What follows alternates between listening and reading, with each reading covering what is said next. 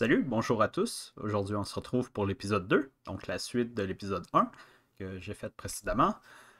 Et on commence assez fort parce que justement, qu'est-ce que j'avais parlé? C'était. euh, c'est pretty much l'histoire de son premier heal. Donc, j'avais dit que j'allais arrêter avec les anglicismes, mais c'est compliqué, ok? Bref.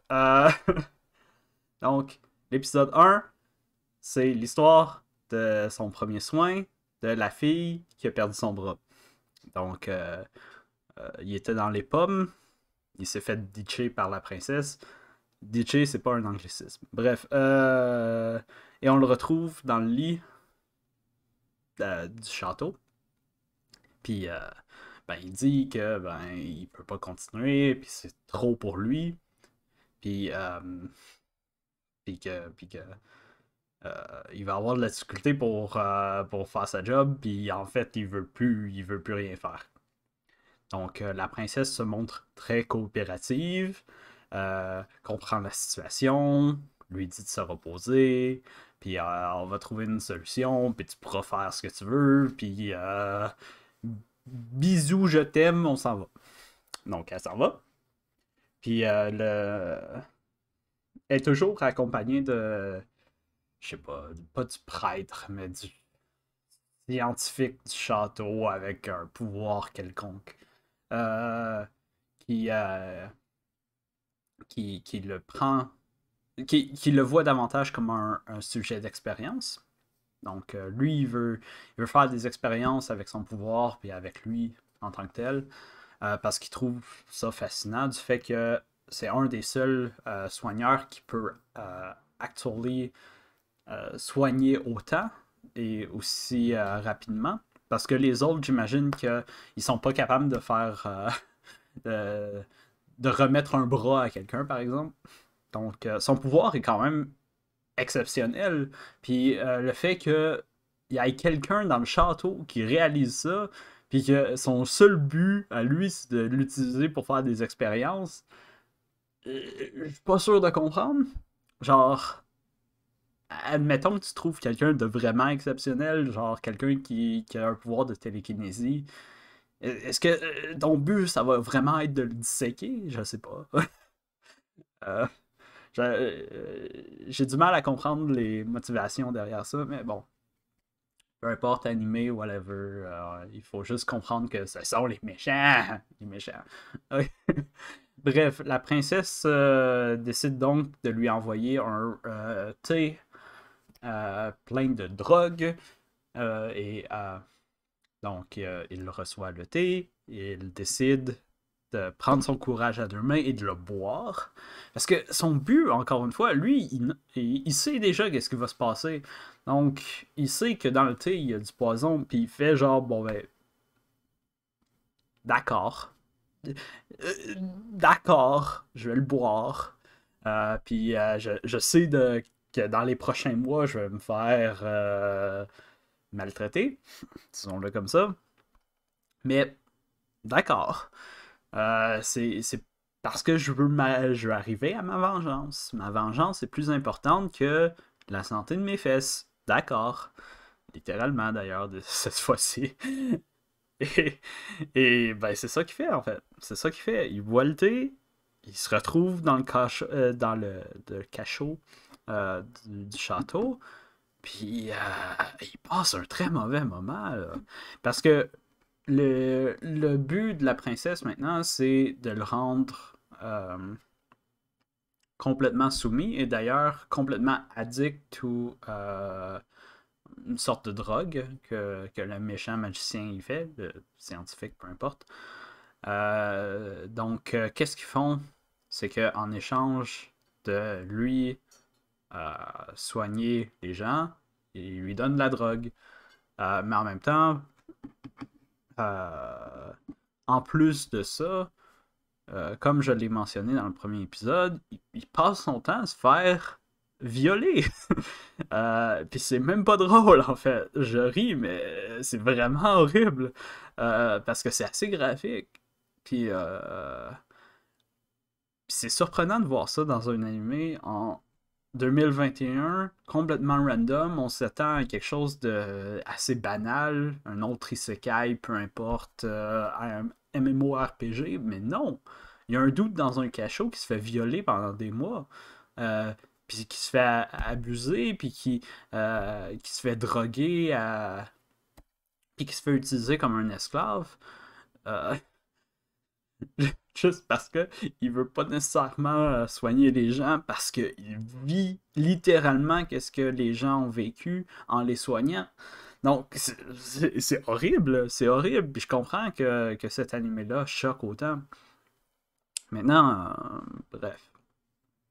Donc, on voit beaucoup de scènes assez choquantes dans l'anime. Je vais pas en parler davantage, mais sinon, ben voilà, il passe un bon moment dans le cachot. Euh, Jusqu'à temps où, à force de prendre de la drogue, il commence à être euh, complètement lucide et il comprend soudainement que c'est le bon moment. Maintenant, la drogue a plus d'effet sur lui euh, parce qu'il a boosté sa résistance à la drogue. Maintenant, est-ce que ça fonctionne comme ça dans la vraie vie? Non. Parce que, je veux dire, à un certain moment, admettons que je sais pas, tu piques au crack à chaque jour. Euh, Bien sûr que tu vas te booster une résistance, mais un moment donné, tu vas juste. Ah, je viens de me shooter, puis ça n'a pas eu d'effet sur moi, donc je vais juste me re-shooter, et me re-shooter, et me re-shooter. Puis même si ça n'a pas d'effet sur toi, tu vas faire une overdose, puis tu vas mourir, right? Un peu triste, non? Je sais pas, c'est comme ça que ça marche, non? Je suis pas un expert, bien sûr, mais bref. Après quelques mois, il décide, bon ben, la drogue fait plus d'effet. L'animé le montre aussi assez bien. Euh, il décide de maintenant prendre sa revanche, puis de s'enfuir. Donc, euh, qu'est-ce qu'il fait, c'est que il y a un des dudes qui l'a violé est un alchimiste. Et l'alchimiste est capable de. Un de ses pouvoirs, c'est de transformer les métaux. Donc, il est capable également de transformer les métaux. Donc, c'est ça qu'il fait. Il prend, donc, il ouvre sa cage, puis il s'en va dans le château. Et, euh, et là, on a une autre scène où tout le monde le cherche.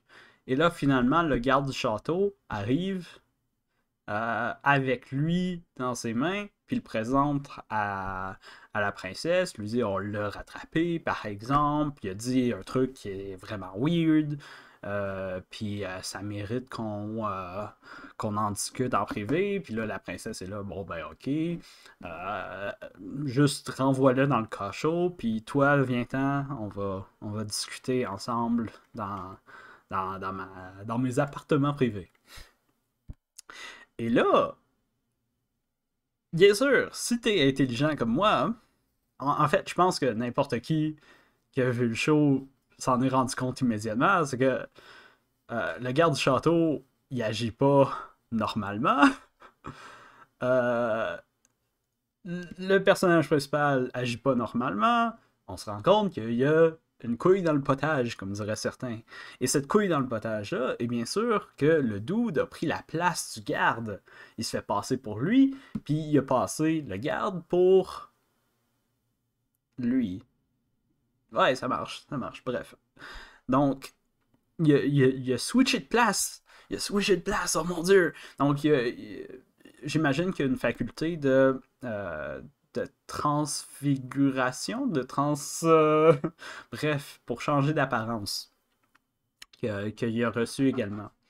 Et, euh, et il l'utilise de cette façon-là. Donc là, le garde qui est dans son corps, à lui, est maintenant dans le cachot. Donc c'est une des revanches qu'il voulait faire, parce que ce garde-là le fouettait assez ardemment.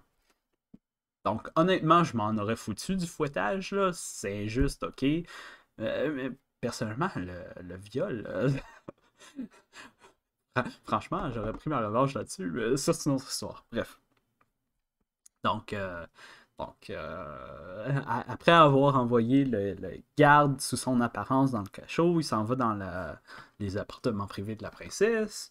Et, et c'est pretty much le temps de la rigolade, comme diraient certains, où il montre à quel point il est badass, il tue les deux gardes de la princesse qui étaient dans les appartements, puis il dévoile son véritable visage, et qui est pas là, en fait, qui est pas le garde, mais en fait qui est le personnage principal.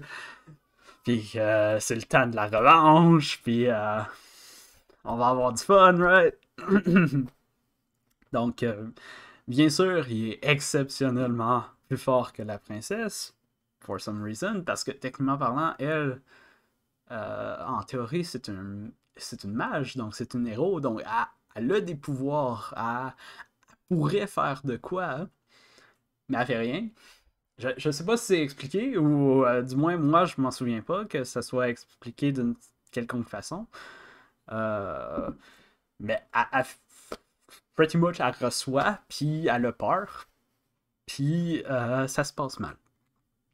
Donc, pour prendre sa revanche, la première étape de sa revanche, il y a cette scène-là qui est magnifique, qui... Il fait un deal avec elle. Il est genre, ok, je vais te briser les 10 doigts de la main, puis si t'arrives à supporter les 10 doigts de la main, que je te brise un à un, sans crier, parce que bien sûr, euh, c'est correct. Je vais pas pousser ma revanche plus loin que ça. Je vais partir, je te laisse tranquille, puis tu feras ce que tu veux. Par contre, si tu n'y arrives pas, on va avoir du fun tous les deux. So, deal? Puis, elle accepte ce deal-là. Puis en même temps, il mentionne que lui, il va garder sa promesse. Pas comme certaines autres personnes qui est un peu méchant. Hein? Donc, il est un peu salty. Donc, et je comprends pourquoi. Parce que, en plus, là, pendant tout ce temps-là, il y a la princesse qui est là. Ah, mais je voulais ton bonheur. Je voulais. C'était pour ton bien. Puis, puis en même temps, genre, elle est vraiment belle, elle est vraiment charismatique, elle joue le jeu, puis tu pourrais presque y croire, puis tomber dans le panneau, mais bien sûr, après des mois de torture, lui, il s'en fout. Ah, je dis des mois de torture, mais c'est pas vrai, hein, parce que lui, il est revenu dans le passé pour resubir ça, donc ça fait plus de 4 ans de torture qu'il subit à cause d'elle, même si elle l'a pas encore torturé. Donc, c'est beaucoup de ressenti. Puis ça, je comprends parfaitement. Et je pense qu'il mérite une certaine sorte de revanche. Mais qu'est-ce qu'il mérite le plus? C'est une rédemption. Mais bref, ça c'est mon analyse personnelle. Parce que, bref. Tout ça pour dire qu'il commence à lui briser les doigts, un à un. Puis, elle est assez forte. Elle est assez forte. Elle crie pas. Elle crie pas, donc elle reste silencieuse. Puis lui-même, il est impressionné. Et rendu au 9e doigt, ben, il vient de le briser. Puis d'ailleurs, on le voit, c'est assez graphique. Puis c'est drôle comment toute l'animé est assez est vraiment traditionnel, quelconque médiéval, isekai, on s'en fout, très colorful, magie, soldats, whatever, château. Puis super graphique, puis j'aime que le studio ait pris ce genre de décision-là. Parce que maintenant, on fait plus ça dans l'animation. Puis c'est pour ça que j'aime autant cet animé-là, ou du moins qui m'a choqué suffisamment pour que je réagisse ouvertement à ça, c'est que c'est bien, ça me rappelle Berserk. Peut-être pas au même niveau parce que le dernier Berserk en CGI c'était horrible, mais ça sinon ça. Euh, mais au moins être aussi graphique ouvertement, faut quand même le faire. Bref. Euh, je prends des petites pauses comme ça, mais c'est juste pour me donner le temps de remettre mes idées en place. Et pour revenir au neuvième doigt qui vient de briser, à la place de briser le 10e doigt, bien sûr, son pouvoir c'est de soigner. Donc qu'est-ce qu'il fait? Il les soigne, puis il recommence. Plot twist! euh, so, elle trouve ça un peu injuste. Moi, je trouve ça un peu catharsiste, dans le sens où, ouais, elle le mérite. Ça aurait été drôle que la limite finisse comme ça. Ah, 10 doigts, ok, t'as pas crié, je m'en vais. Bref, très bien, très, très belle scène où il recommence à lui briser les doigts un à un après les avoir soignés. Puis il en brise quelques-uns, il ressoigne. Ah, il torture. Il torture assez bien d'ailleurs. Et d'ailleurs, il faut aussi mentionner qu'à chaque fois qu'il soigne, lui aussi, il subit ça. Du moins psychologiquement. Le fait qu'on lui brise les doigts. Donc, il est vraiment perdu dans, dans dans ses psychoses. Parce que le dude, ah mon dieu, il a tellement subi que maintenant, il s'en fout. Il veut juste revanche. Je sais pas comment il fait pour subir ça. Ouais, franchement, là, mais peu importe, je l'ai accepté juste parce que c'est vraiment nice. Ensuite, parce que là, ça, c'est juste le début, hein? Je vous l'ai dit, elle a crié à la 10 secondes fois où il l'a soigné, donc ils vont avoir un peu de fun ensemble. Donc, par un peu de fun, déjà, il y a des abeilles de force. Je sais pas s'il l'avait fait avant ou peu importe, mais je me souviens plus nécessairement, mais bref, il a des abeilles de force. Il va aller prendre le tisonnier dans le feu, parce que bien sûr, il y en a un. Il y a un feu de foyer, donc le tisonnier. Puis il lui demande, très simplement, qu'est-ce que tu préfères? Mon pénis ou le tisonnier en feu? Je sais pas pourquoi, mais elle décide de choisir le pénis. C'est des choses qui arrivent. Euh... D'ailleurs, c'est aussi drôle parce que il s'arrête un moment pour se soigner lui-même pour lui donner une érection. Parce que franchement, même chose. C'est pas excitant. C'est vraiment pas excitant. On parle de torture puis de viol.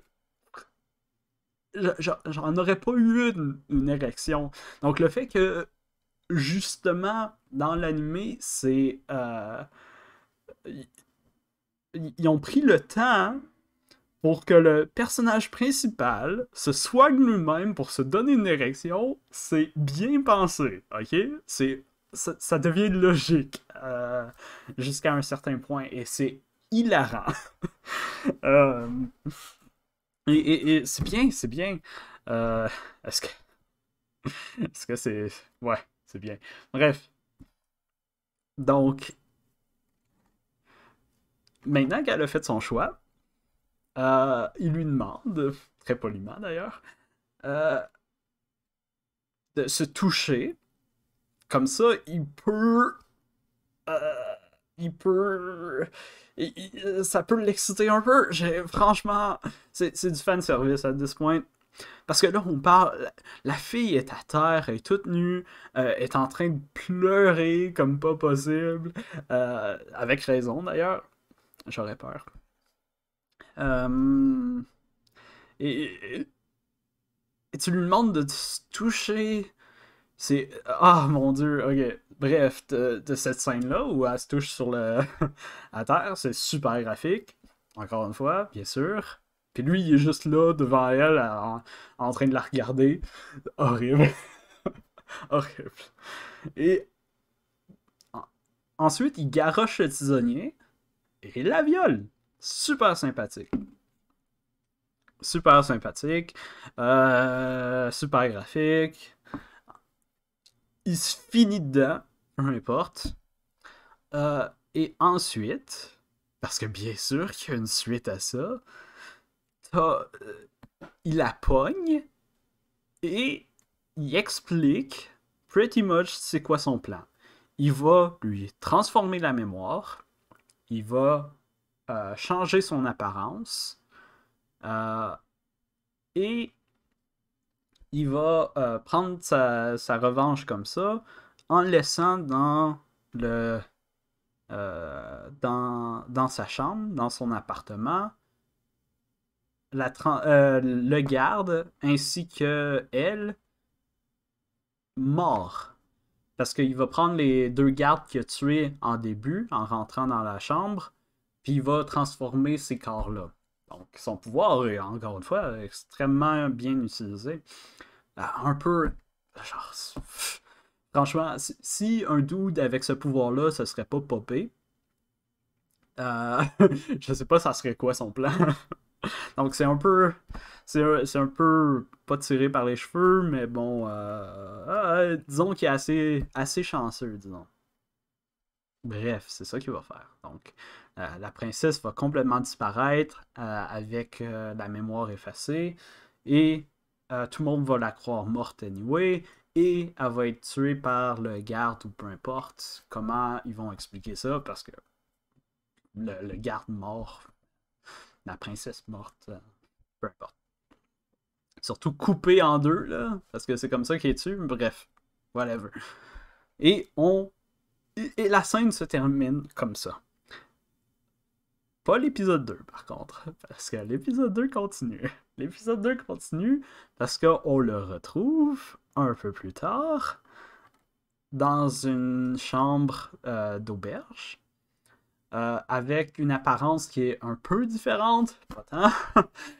Il dit qu'il a changé son apparence, mais j'ai personnellement pas vu tant la différence. Peut-être juste son œil vert, parce que l'œil vert vient de la fée. Le petit truc qui s'est passé en premier épisode ou que j'ai manqué, là, ça lui a donné un œil vert. Bon, ben voilà. Avec un certain pouvoir, mais whatever. Je m'en fous. Je m'en fous. Bref, il a retiré ça et il est devant le miroir. Il fait pretty much son grand méchant machiavélique où il explique c'est quoi son projet, qui est d'aller chercher la reine des démons. Parce que dans le premier épisode, on a vu que 4 ans plus tard, les héros se sont battus contre elle, mais il sait pas nécessairement pourquoi. Puis j'imagine qu'il veut des alliés pour prendre sa revanche. Donc, puis quoi de mieux que la reine des démons pour ça? Ça sent le fanservice, peu importe.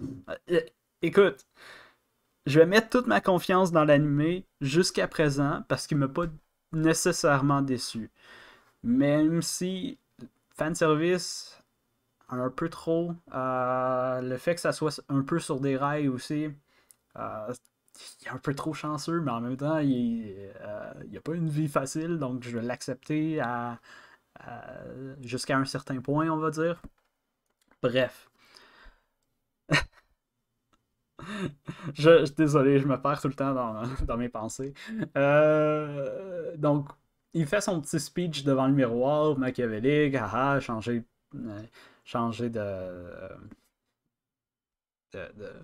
d'apparence. Et on voit derrière lui, la princesse dans son lit. Ah, mais qu'est-ce qu'elle peut bien faire là? Son but avec elle, maintenant, c'est de se faire passer pour son petit ami. Euh... Because why the fuck not? Donc, elle vient de se réveiller. Il lui explique que ça fait quand même plusieurs jours qu'elle a de la fièvre. Elle lui dit qu'elle a perdu la mémoire, bien sûr. Il lui dit que je suis ton copain, ton nom c'est Freya, je pense, quelque chose comme ça. Euh, puis que on est amoureux, puis que euh, j'ai pris soin de toi, puis whatever, puis que tu me dis tout le temps de mettre mon gros pénis dans ta bouche. Il dit pas ça, mais il dit pretty much ça. Donc, c'est super sympa. Oh wow. Donc, elle le croit parce qu'elle a une vague. Elle, elle a une mémoire assez vague de lui, donc euh, elle n'a pas de raison de ne pas le croire. Puis elle a la sensation qu'ils ont déjà fait l'amour, donc I guess que ça doit être vrai. Et d'ailleurs, c'est ce qu'ils font. C'est qu'ils font l'amour dans ce lit-là à l'auberge. Et après ça, elle dit ah, wow, t'es vraiment mon petit ami. Je me souviens pas encore de tout, mais je me souviens clairement de ça. Puis de ton gros pénis. Tu me rends tellement heureuse. Puis, fucking hell. Et le dude,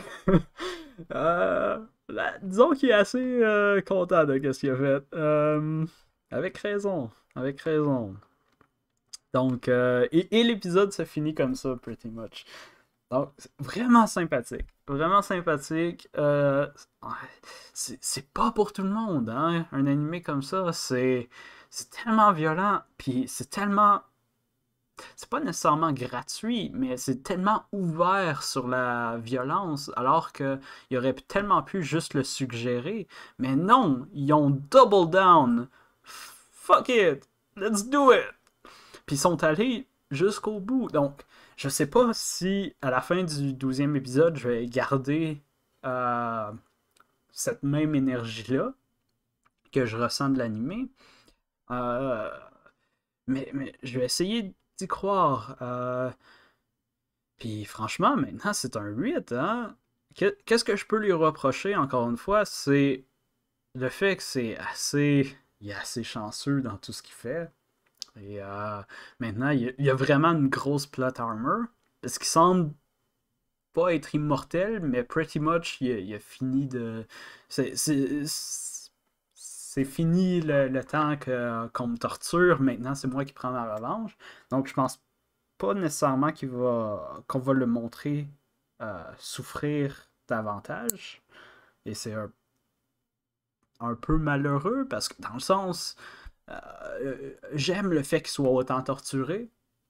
Puis je veux qu'il continue d'être torturé parce que je le veux comme bad guy. Puis c'est aussi une façon de, de garder en tête toutes les tortures qu'il a déjà subies. Puis que ces actions-là sont pas nécessairement gratuites parce qu'il est violent. Il est extrêmement violent. Il y a une différence entre quelqu'un qui souffre et quelqu'un qui fait souffrir quelqu'un d'autre, right? C'est une question d'empathie. Puis l'empathie fonctionne comme ça, jusqu'à un certain point. Donc, on peut le comprendre.